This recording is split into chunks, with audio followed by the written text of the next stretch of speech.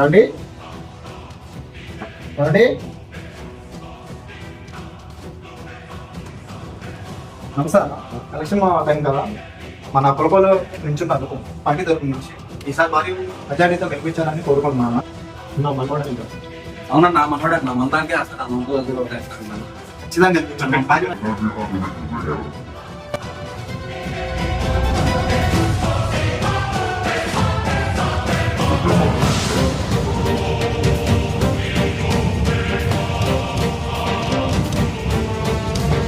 నేను వేస్తాను భలేవాడు కొంచెం నువ్వు నేను వేస్తాను కదా సార్. కొంచెం కొంచెమని చెప్పేది ఇది సరిపోదు.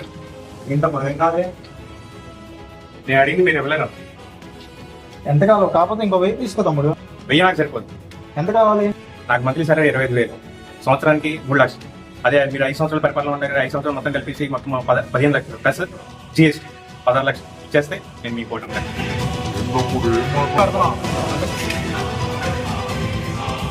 దెబ్బ గట్టిగానే తగిలింది నువ్వు, కానీ మీరైతే నన్నైతే ఏం చేయలేదు. ఇప్పుడు దాకా మీరైతే చేశారు అదైతే వీడియో అయితే తీసేశారు. సురేష్ బయటికి రావాలి సార్. మొత్తం వీడియో రికార్డ్ అయితే అయిపోయింది. ఇప్పుడు మీరు చెప్పండి, వీడియో కావాలా లేదా చెప్పింది చేస్తా? ఎవడమే ఎక్కువ అనుకుంటే మళ్ళీ అది లెక్కలు చెప్పి నువ్వు జిఎస్టీ కూడా 16 లక్షలు అడుగుతున్నావు. నీకు ఎలా ఇస్తావు అన్నమాట? నేను పొద్దున లేచింది చెత్త పనులు ఇట్లాంటివన్నీ యాడ్ చేసుకుంటే చాలా. అలాంటిది నేను 1 లక్ష రూపాయలు జిఎస్టీ యాడ్ చేస్తేనే అంత ప్రాబ్లమా? మీకు వీడియో కావాలి, అలాగే మీకు ఓటు కూడా కావాలి. మీరు ఇచ్చేస్తే నేను కూడా ఇచ్చేస్తాను. ఒక్క నిమిషం అన్నా. ఇక్కడ క్యాంపెయిన్కి వచ్చామన్నా, డబ్బులు ఇచ్చాము. డబ్బులు ఇస్తుండగా సీక్రెట్గా వీడియో తీశారమ్మా. డాక్యుమెంట్ చేస్తున్నారు, 16 లక్షలు డిమాండ్ చేస్తున్నారు. ఏం చేయమంటావు అన్నా?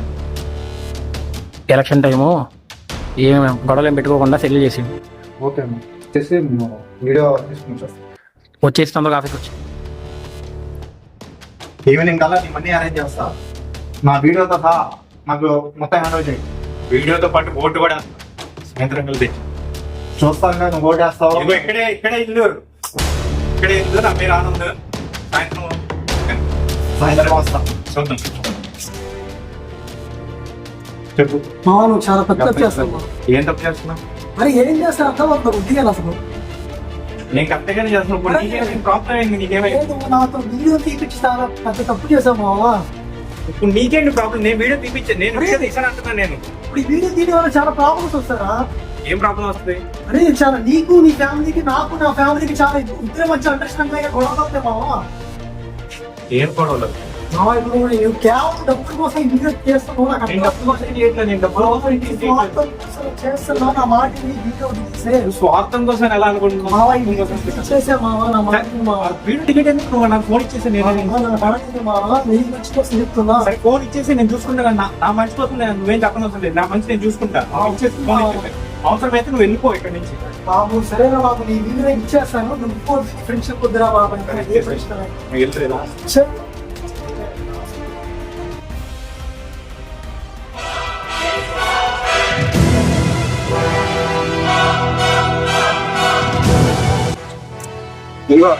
డబ్బు డిలీట్ చేయి. వీడియో ఢిల్లీ ఏంటి? వీడియో డిలీట్ చేయి. తీసా కదా. అలా ఎలా డిలీట్ చేస్తా? ఏ అదేంటి మళ్ళీ? అదేంటి? నువ్వు అడిగిందో భిక్షం కదా. ఓటు నేను ఒక్కడేనే చేసేది.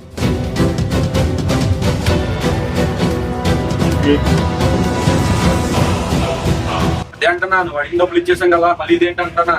ఏపీలో ఉన్న 4,8,36,074 ఓట్లతో పాటు ఇంటూ 16 లక్షలు లెక్క పెట్టుకొని మొత్తం ఇచ్చేస్తే నేను ఓటు మీకు వేసేస్తా. మీరు 4 సంవత్సరాల పరిపాలన ఉంటారు, 5 సంవత్సరాల పరిపాలన ఉంటారు, 10 సంవత్సరాల పరిపాలన ఉంటారు. ఉండండి, ప్రతిసారి మీకే ఓటేస్తాం. అందరి చేత వేపిస్తాం, డబ్బులు పంచేస్తాం. ఇచ్చేసే ఏదైతే అకౌంట్ చెప్పిన అకౌంట్తో పాటు 5 సంవత్సరాలు తగ్గట్టు మొత్తం ఇది కూడా సరిపోదు.